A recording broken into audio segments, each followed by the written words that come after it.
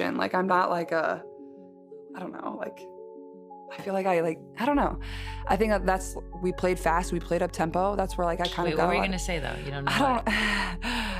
I don't know. Caitlin Clark just confirmed what her fans have suspected all season. And if you're Fever management, you'd better be paying attention. She sat down with Sue Bird on her podcast, and while she's normally super careful with her words from a PR standpoint, she let her guard down just enough to reveal what's really going on behind closed doors and how she feels about it. And let's just say, she doesn't seem impressed with her coach. It wasn't a direct attack. She didn't single anyone out. But if you listen closely to what she said, who she praised, and her critiques of the pro game, the subtext is hard to miss. And that matters because what she's describing has a direct impact on her career. And when you mess with Caitlin Clark's career, you're risking the livelihood of women's basketball players for decades to come. I'll be breaking down exactly what she said, why it matters, and how it confirms what fans have been shouting all year. Before we dive in, drop a comment. Is Stephanie White holding back Caitlin Clark? Yes or no? And hit that like button. Fever fans have been saying it all year. Stephanie White is draining the life out of this team by forcing a slower pace and playing Caitlin off the ball. And yes, there's been ups and downs. Caitlin's been hurt. She's missed games. That's the go-to excuse you hear from the Stephanie White apologists. But here's the thing. I don't think this is about injuries at all. I think this is just how Stephanie White likes to coach. Take this. When you see the Mavs just play differently without Luka on the floor, he's a guy who's high usage rate, the ball's in his hands. When he's not on the floor, that ball is moving, it's popping, multiple players getting involved in action, and everyone's stepping up. She literally says she likes how the Mavericks play without Luka Doncic, because there's more movement and everyone's involved. And it reminds me of this famous hot garbage take from Caroline Peck. I think that Indiana is even more dangerous when Caitlin Clark doesn't play because she's a ball-dominant guard. The ball's in her hands a lot, so you know what you need to try to take away. Same exact mindset. The idea that the team is better when the ball isn't in one player's hands. Now look at this. This is Stephanie White after Caitlin returned from injury. You know, I don't know, maybe I'm naive, but I don't worry about Caitlin getting back into the flow offensively. I worry about, I wouldn't say worry, but I think my biggest concern is when we reintegrate her, how do we continue to keep our ball movement and getting the ball going, not just side to side, but baseline to baseline. You can tell her focus isn't, how do we maximize Caitlin Clark? It's, how do we make sure Caitlin doesn't disrupt my system? And that's the problem. Because Caitlin is at her absolute best, and the fans are most excited when she's the one controlling the offense, setting the pace, and making decisions. Caitlin knows this, which is why when we watch her sit down with Sue Bird, her comments start to sound a lot like a player who's not exactly thrilled with her coach. And in this interview, she let her guard down more than usual. So let's get into it. First, listen to her gush over how her Iowa coach ran practices. And listen closely for the accidental dig at Stephanie White hidden inside the compliment.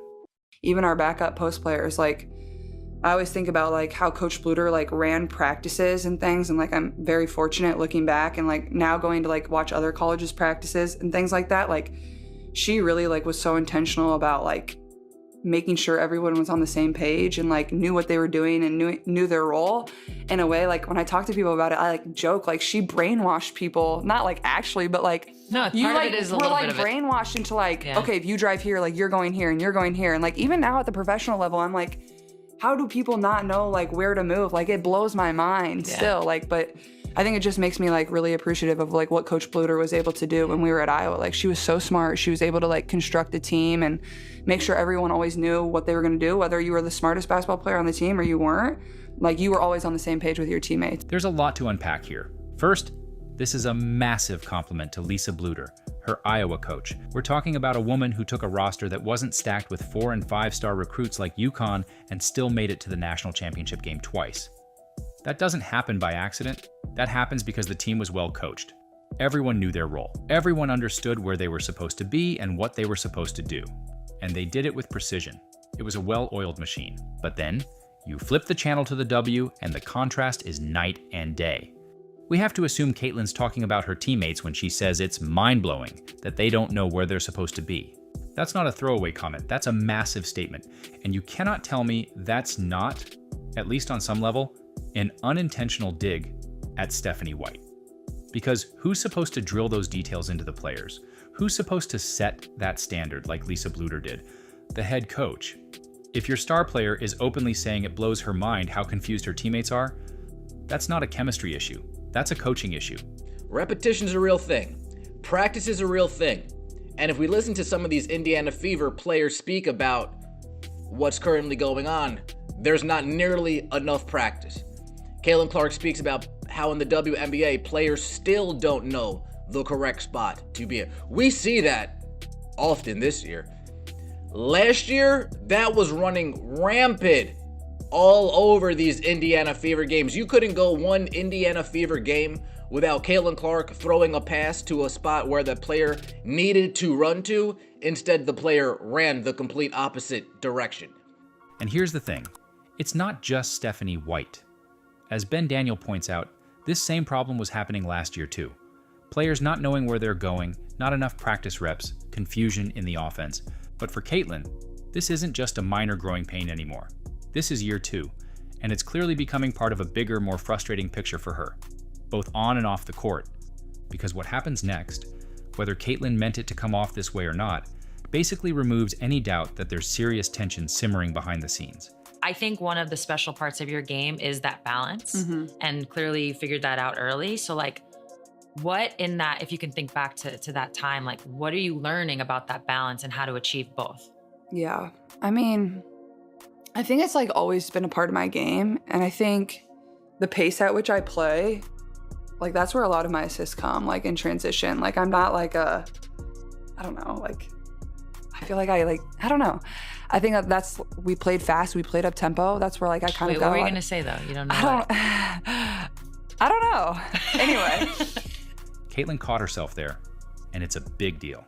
She's talking about how she gets most of her assists in transition, playing with pace, and she's just about to say the kind of player she's not, then suddenly stops mid-sentence.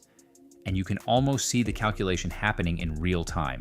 If she finishes that thought, she's basically admitting the current system doesn't fit her, and that's going to explode into headlines. So instead, she gives the quick, I don't know shrug. But let's be honest, that's not, I don't know.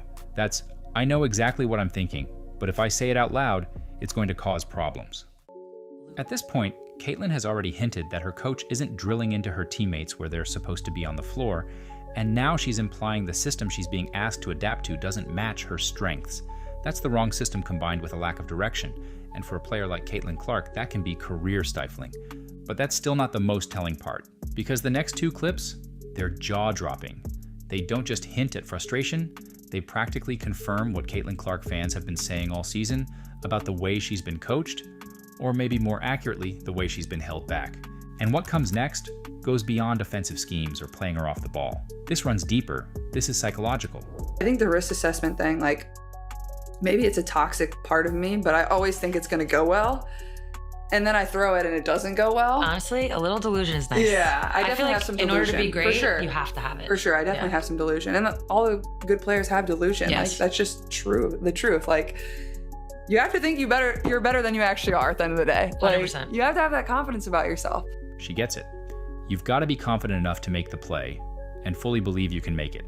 That's not arrogance, that's instinct. And instinct comes from one thing: reps. Endless reps.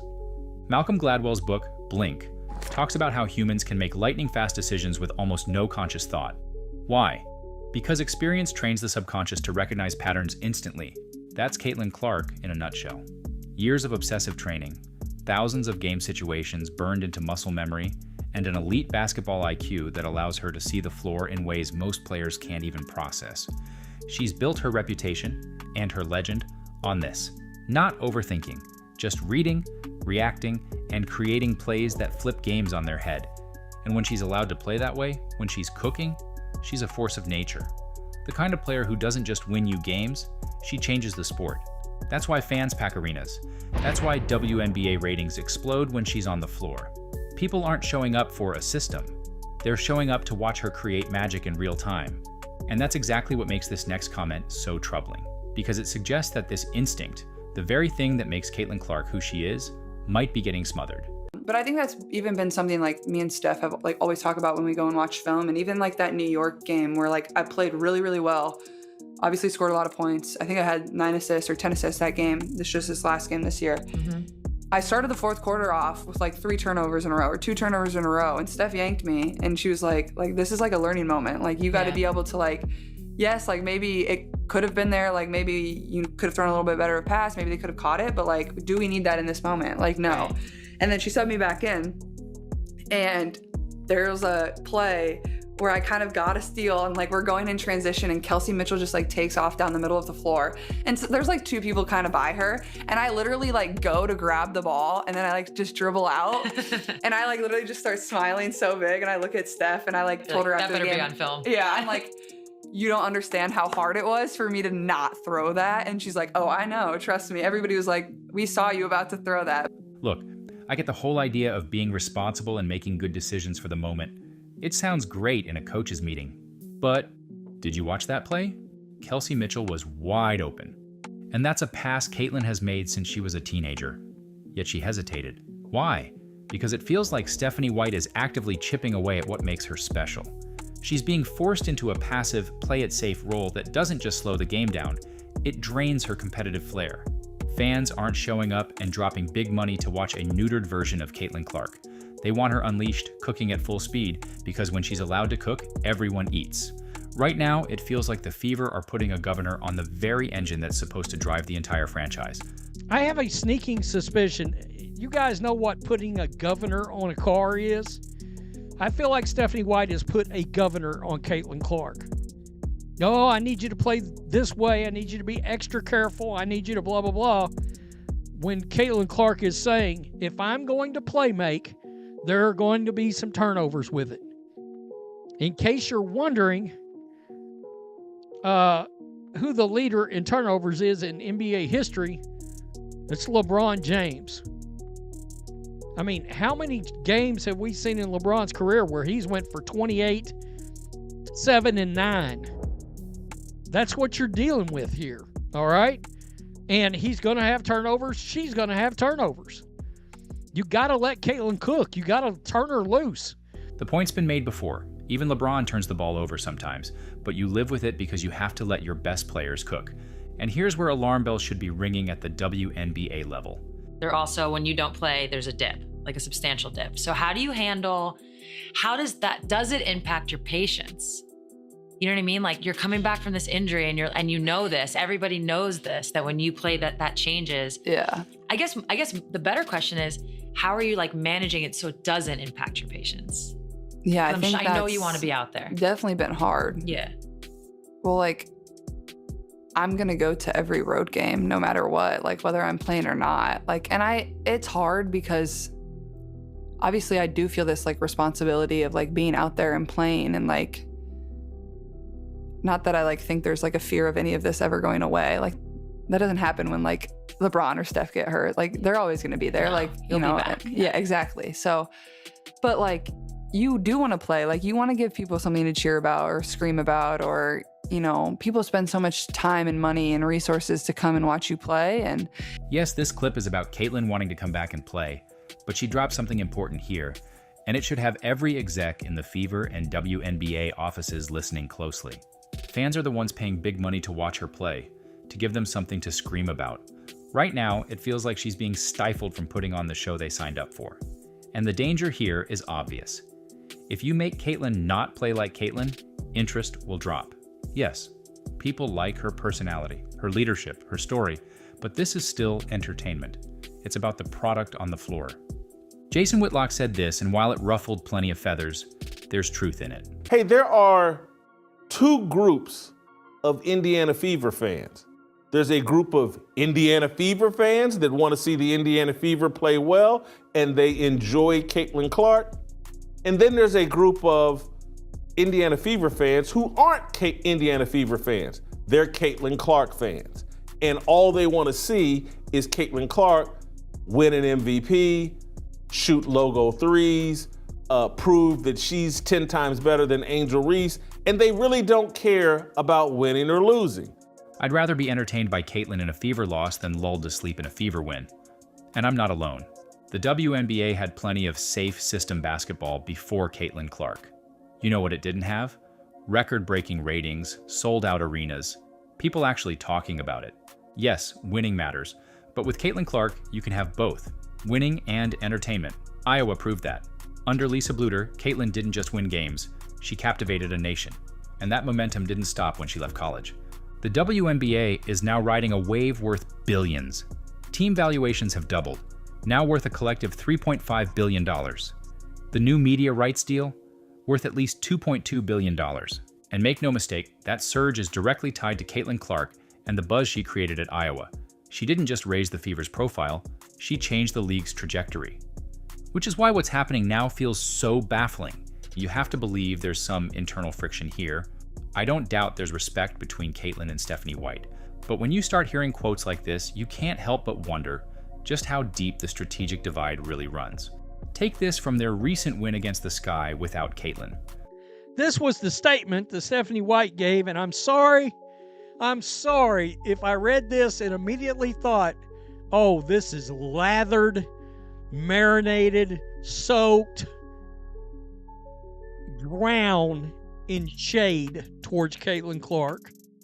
When it's not about you, transcendent dynamic player, potentially best player this league's ever seen.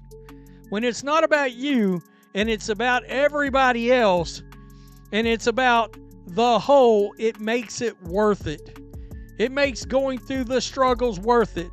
And I just think that this group is a special one. You beat the Chicago Sky. A quote about the collective isn't bad in isolation. It's a team sport after all, but when you stack it against this interview, it starts to feel very different. It paints a picture. Caitlin's a player who's confident, wants to make big plays, isn't afraid to take risks, but instead of being the system, she's being forced into one.